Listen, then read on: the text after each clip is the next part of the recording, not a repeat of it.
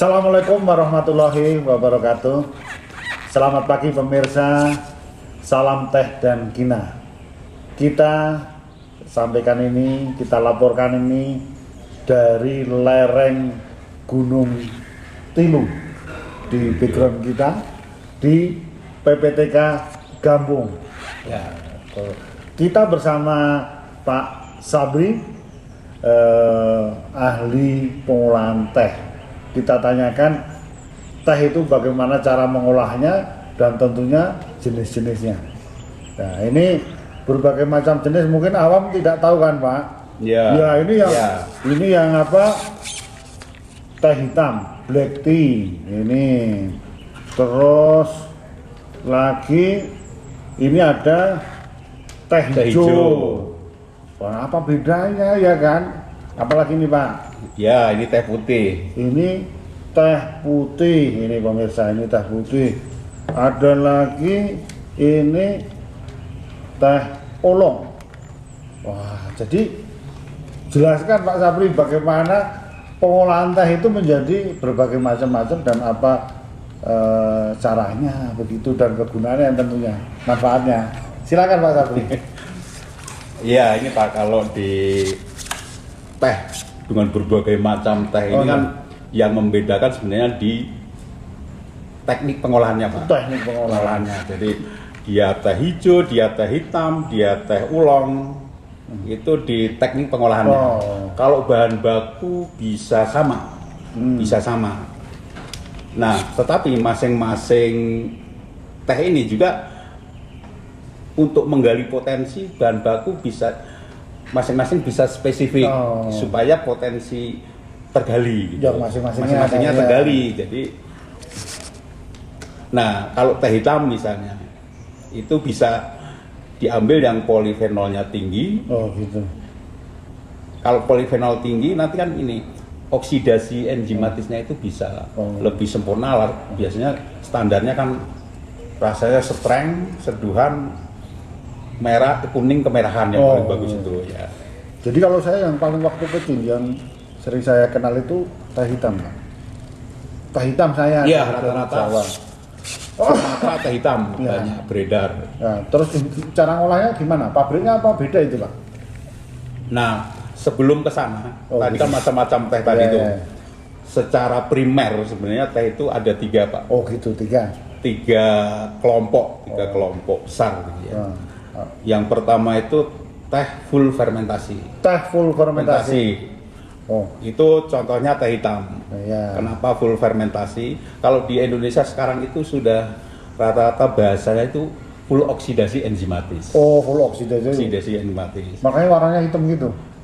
Makanya warnanya hitam untuk tehnya. Oh, tehnya. Nah, mutu ini semakin hitam semakin bagus untuk teh hitam ini. Ini, Pak. Bagus ini saya juga. Iya. Udah rada putih gitu. Nanti di teh tambah nambah. Nah, full oksidasi enzimatis ini secara mutu juga udah standar baku, Pak. Udah ada standar bakunya karena dikatakan full fermentasi. Jadi caranya gimana, Pak? Pucuk teh, ya kan, ini kan cerita yang black tea dulu. Black tea dulu ya. Pucuk teh dipanen, pakai terserah lah itu kan, apa saja. Dikumpulkan, proses pertama diapakan? Kalau untuk teh hitam yang full fermentasi karena mau dioksidasi enzimatis ini full, maka prinsip pertama harus digiling lebih giling keras, Pak. Supaya cairan keluar. Supaya cairan keluar, kalau nggak keluar kan nanti nggak saling bertemu. Sebenarnya di dalam daun teh itu kan ada yang namanya polifenol, ada polifenol oksidasenya, ada polifenol peroksidase, ada asam amino, ada kafein. Nah, setelah karena tadi full fermentasi atau full oksidasi enzimatis, langkah pertama harus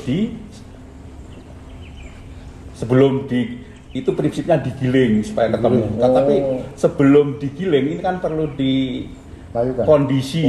dikondisikan supaya penggilingan itu pas. Oh, gitu. Kondisinya pas. Jadi perlu dilayukan. Nanti masing-masing beda karena teh hitam itu kan ada yang sistem CTC nih. Iya. Kemudian ada yang sistem ortodok. Ortodok pun terbagi juga. Ada yang murni. Ada yang murni itu membentuk banyak kelivi ya Pak ya. Kemudian ada yang broken. Dan bahkan ada yang small grade ada 3. Berarti itu di apa tadi sebelum dilayukan terus habis itu cara fermentasinya gimana sih Pak? Saya biar masyarakat tahu membayangkan. Orang awam itu kan biasanya membayangkan fermentasi itu kan ditambah mikroba gitu ya. Kalau di teh ini karena sebenarnya di dalam semua daun atau makhluk hidup itu sebenarnya di situ sudah ada enzim Pak. Enzim. Mikroba itu kan kalau fermentasi sebenarnya menghasilkan enzim baru memecah-mecah itu kan enzimnya. Jadi di sini enzim udah tersedia di namanya enzim peroksidase. Ada enzim oksidase polifenol juga. Jadi di situ syaratnya itu ada pertemuan polifenol, ada enzimnya, kemudian ada oksigennya. Untuk lebih cepat bisa bantu dengan cahaya gitu. Tetapi 3 ini udah cukup bisa untuk mengoksidasi, tambahannya cahaya. Dan bahkan ada yang baru untuk lebih cepat tambah UV gitu. Tambah ultraviolet. Pak biar membayangkan di pabrik ini ya kan. Misalnya kalau pucuk datang, itu prosesnya diapakan kalau kalau di pabrik pucuk datang itu dilayukan bisa berbagai sistem lah. Yang umum di Indonesia itu dihamparkan gitu, dihamparkan dalam trough, namanya withering trough, kemudian diberi udara. Udara ini juga perbandingannya tertentu.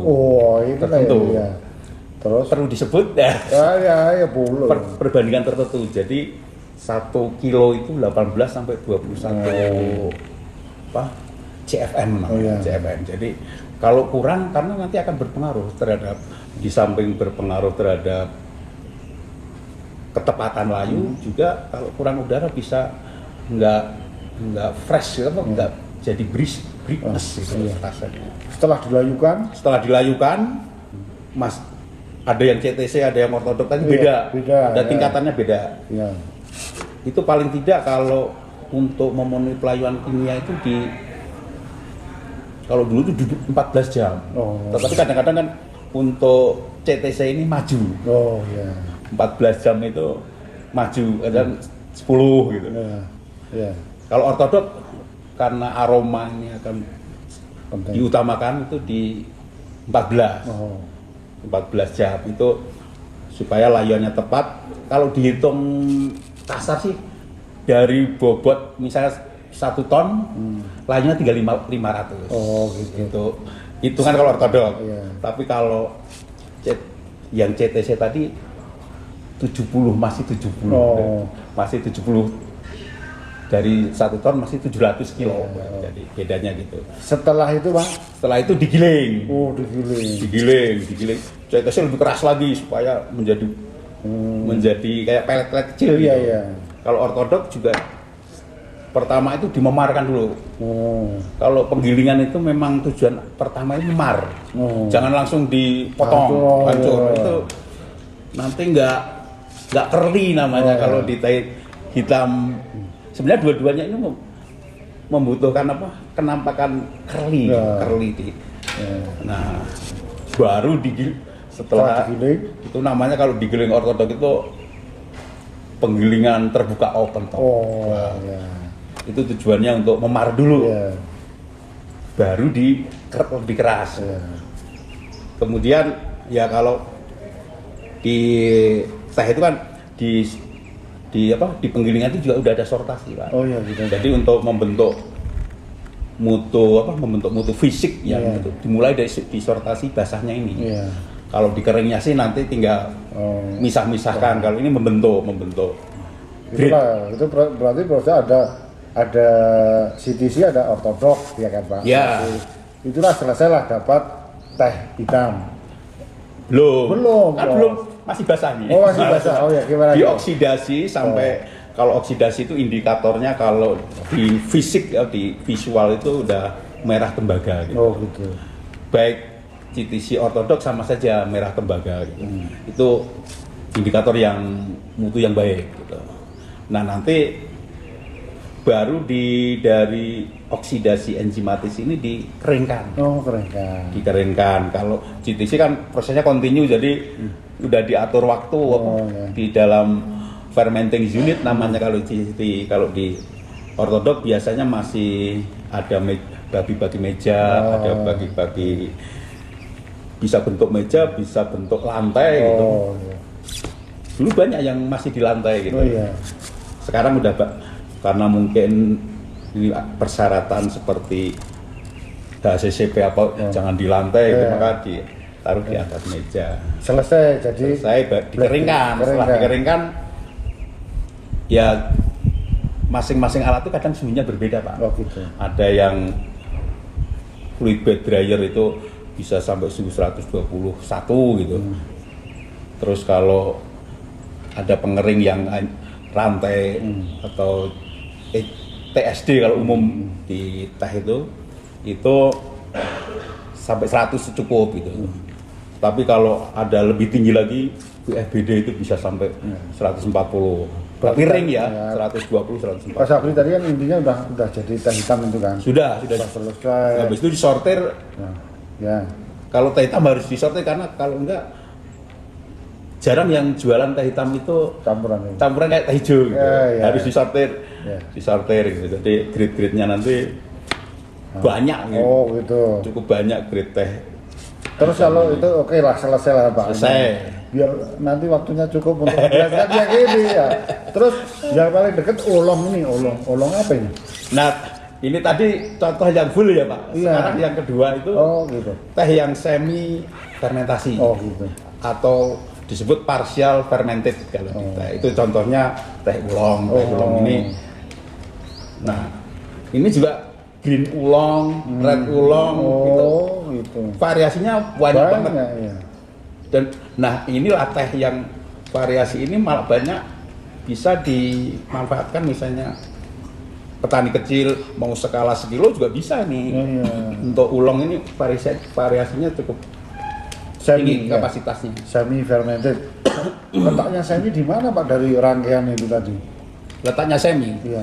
Nah, letaknya semi itu kalau teh ini sama, semua kan dilayukan. Rata-rata ulong itu ada unsur dijemur lah. Iya. Ada pelayuan matahari bisa 30 menit, bisa sejam gitu. Nah, di situ penggulungannya itu penggulungan ringan. Bahkan ulong ini banyak yang bisa pakai kain atau tidak. Kenapa pakai kain? Supaya nggak terjadi kerusakan. Kebanyakan ulong ini masih bentuknya pucuk. Kalau semaksimal pucuknya utuh gitu. Diseduh balik lagi gitu. Itu yang ini enak mana sih black tea sama ini? Enak mana? Nah, kalau enak itu selera Pak. Oh selera. White tea Nah di bumi selera Pak kalau selera. Tetapi untuk sekarang kayaknya milenial itu banyak ke ulong. Tetapi juga black tea yang apa? Yang kualitas bagus juga enak Pak. Iya, jadi soal rasa itu sebenarnya selera. Iya. Mas Beetle kan yang ini kan Pak, panas lagi kental, yang teh wangi. Oh ya. Beda. Nah, kalau yang Mas Beetle black tea biasanya kalau yang di wilayah Jawa Barat black tea itu tanpa gula Pak. Oh iya. Kalau Sumatera gula. Kalau Jawa pun gula. Jawa gula, tapi Jawa biasanya kan teh wangi. Ya. Pak sekarang gantilah ini dulu. Nah. Bedanya teh hitam sama teh hijau. Nah, teh hijau ini yang tanpa oksidasi enzimatis atau unfermented. Unfermented. Makanya prinsip black tea dan green tea ini berbeda pelayuan, di pelayuan terutama. Nah, kalau black tea pelayuannya dengan suhu udara segar, jangan sampai enzimnya rusak. Kalau suhu di atas 30 dalam jangka waktu ya rusak Pak. Tapi kalau green tea harus di dipanasi di inaktivasi enzim. Oh. Suhunya 100, 95, 90, 100 gitu ya. Yang penting pabriknya beda ini kan Pak. Beda, Oh, beda. karena kondisi lingkungan dan kondisi operasinya beda jauh, gitu, beda jauh. Orang seneng yang mana Pak? Yang selera tadi. Selera, Wah. tapi kalau secara kadar polifenol apa gitu, Ini. kalau grade-nya pucuknya mutunya sama, tinggi teh hijau. Cuma kesan teh hijau itu sepet dan pahit itu Masih ada. masih kental gitu, dibanding dengan teh hitam yang tinggal sepetnya sama wanginya. Oh, iya. Iya. Oke, ternyata ini unfermented ya. Unfermented. Tidak ketemu. Wah. Nah, kalau untuk di Indonesia teh hijau ini sebenarnya nggak unfermented banget gitu. Oh. Karena di panning itu masih Kena sedikit-sedikit.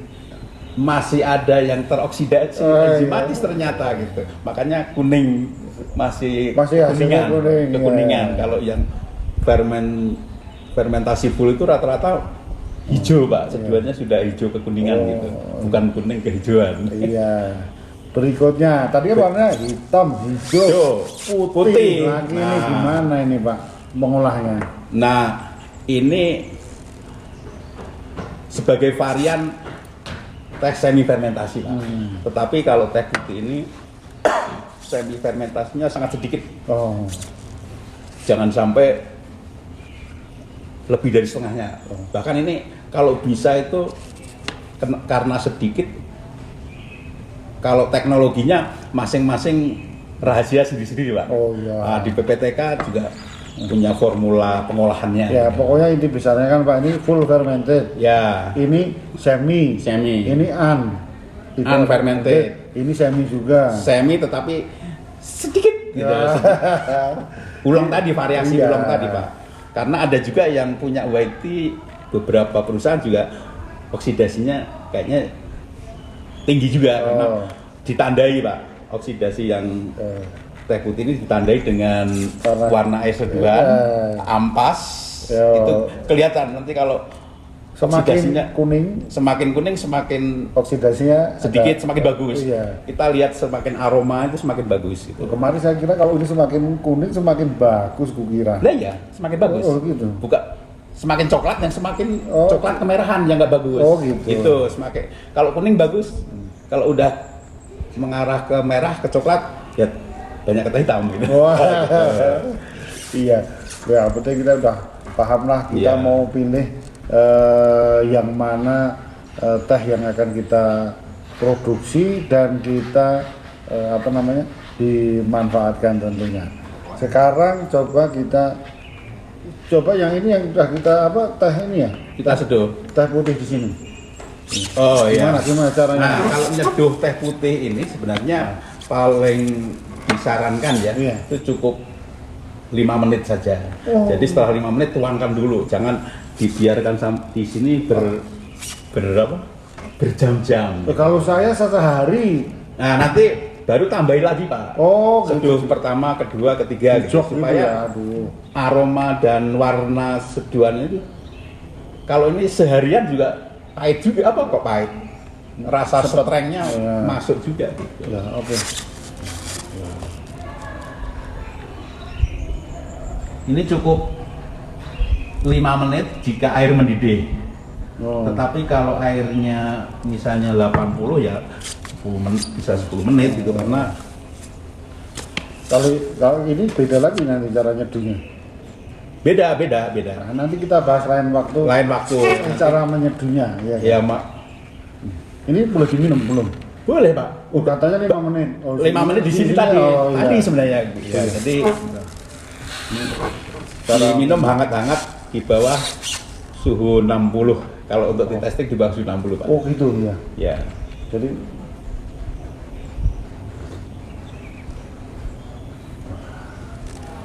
memang kalau di sini itu teh enak banget ya, iya kan Pak? Iya, suasana dingin, diangat, kasih kehangatan. Memang sesuatu kalau dikasih kehangatan enak. Kecuali kalau panas dikasih kepanasan. Kepanasan. Nah, kalau kehangatan tuh tetap tetap bagus. Itu yang Mau kondisi apapun ya. itu loh Pak, yang makanya yang sering kepanasan itu cuma satu Pak. Apa Pak? Cacing. Cacing itu panasan. Ya. Oke pemirsa, selamat menikmati teh yang ada. Kita sekarang mengenal ada teh hitam, teh oolong, ada tadi ortodoks, CTC, kemudian teh hijau, teh putih. Kalau teh wangi Pak, campuran itu ya? Nah, kalau teh wangi Indonesia nih ya, Yes. yang dari awalnya itu teh wangi itu dari teh hijau diproses lagi Pak, reprocessing. Kalau secara umum sih teh hijau yang sudah jadi dari berbagai kebun di Jawa Barat, misalnya ngolahnya banyak di Jawa Tengah, Cirebon ke sana gitu, Cirebon ke timur gitu. Itu Itu teh wangi. campur melati. Nah, iya dicampur melati. Yang pertama itu digosongkan dulu Pak. Digosongkan dalam arti umpama kadar air itu sudah dinolkan gitu. Sehingga umpama ada bau rasa-rasa asing itu sudah tereliminir gitu. Tereliminir sebelum dicampur bunga. Sebelum dicampur bunga. Nah, setelah digosongkan semalam itu dicampur bunga yang masih ini Pak, baru mau mekar itu, masih kuncup-kuncup masih. Semalam dicampur, tetapi setelah digosongkan diairi lagi. 30% disemprot gitu. Baru dicampur bunga semalam. Paginya baru dikeringkan dan dikemas ya. Kalau mau disortir, kalau enggak langsung dikemas. Oke, Gitu. terima kasih pemirsa. Kita sudah lengkap pengolahan berbagai macam produk teh bersama Mr. Zabri dari PPTK Kampung. Terima kasih. Assalamualaikum warahmatullahi wabarakatuh. Waalaikumsalam warahmatullahi wabarakatuh.